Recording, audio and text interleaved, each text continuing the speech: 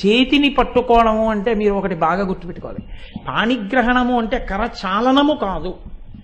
నేను మీతో ఓ మాట అన్నా, అన్ని వేళలా నమస్కారం అంటే గౌరవమే కాదు, ఈ రెండూ కలిసినట్టు మీరు నేను ఒక్కటవుదాం భావాల్లో అని అడగడం. అందుకే ఎక్కడికన్నా వెడితే ఇద్దరు కలిసి ఏదైనా చేయాలంటే నమస్కారం పెట్టుకుంటారంటే మన ఇద్దరం ఇంత స్వచ్ఛంగా కలుద్దాం, భావాలు ఒకటి చేసుకుందాం. రెండు ఇలా ఎందుకు కలుపుతారో తెలుసా అండి? నేను ఏదైనా దాచాలంటే చేతుల్లోనే దాచాలి, నేనేమి దాచకుండా మాట్లాడాలనుకుంటున్నాను. అందుకే ఇదిగో ఈ రెండు చేతులు ఇలా కలుపుతున్నాను, ఏమి దాపరికం లేకుండా మీ దగ్గరికి వచ్చాను. మీరు కూడా ఇలా అన్నారు, మీరు కూడా దాపరికం లేకుండా మాట్లాడుకుందాం, అరమరికలు లేకుండా కలిసి ప్రయాణిద్దాం. ఇన్ని అర్థాలకి ఇది గుర్తు. దీన్నే పశ్చిమ దేశాలు ఈ స్థాయికి ఎదగలేక వైదిక సంస్కృతిలో వాళ్ళు కరచాలనం, షేక్ హ్యాండ్ ఇచ్చుకుంటారు. మనకింత పెన్నిది ఉంటే మనం వదిలేసి అది నేర్చుకున్నాం, మనం ఇది మానేసి మనం అది నేర్చుకున్నాం. కరచాలనము నమస్కారములో ఉన్నటువంటి సంస్కారములో కొంత పుచ్చుకుంటుంది.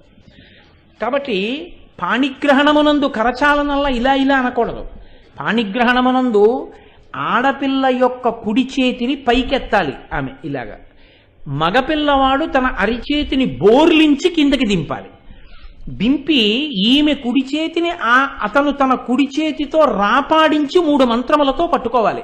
అంటే అరిచేయితో బాగా తగలాలి.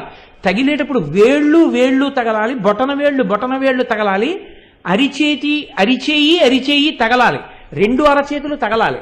పాణితలములు అంటారు. అలా తగలకపోతే ఆ వివాహ మంత్ర వ్యాఖ్యానంలో అన్నారు, ఒక్క బొటన వేళ్లే తగిలితే కొడుకులు మాత్రమే పుడతారు, వేళ్ళు మాత్రమే తగిలితే ఆడపిల్లలు మాత్రమే పుడతారు. అసలు రెండూ కాకుండా ఏదో అరిచెయ్యి తగిలేట్టుగా ముట్టుకోకుండా ముట్టుకుంటే ఆ తర్వాత ఏడుస్తారు, గుళ్ళు గోపురాలు పట్టుకుంటారు. కాబట్టి అరచేయి బొటన వేళ్ళు వేళ్ళకి వేళ్ళు తగిలేటట్టుగా పట్టుకుంటే, అల్లుడు గారు కాశీయాత్రకు వెళ్ళేటప్పుడు బెల్లముక్క కొట్టడానికి ఓ కొడుకుంటాడు, కన్యాదానం చేయడానికి ఓ కూతురు ఉంటుంది, తన జన్మకో సార్థకత ఉంటుంది. పాణిగ్రహణం అంత గొప్పది. అందుకని అరచేతితో రాపాడించి పట్టుకోవాలి. పాణిగ్రహణంలో పట్టుకుంటే దోషం నివృత్తి అయి ఆమె తల్లి అయ్యే అవకాశం ఉంటుంది అని ఆ పాణిగ్రహణం చేయిస్తారు. అంత గొప్ప పాణిగ్రహణం జరిపించారు. ఆ తర్వాత చక్కగా ఉత్తరాభిమన్యు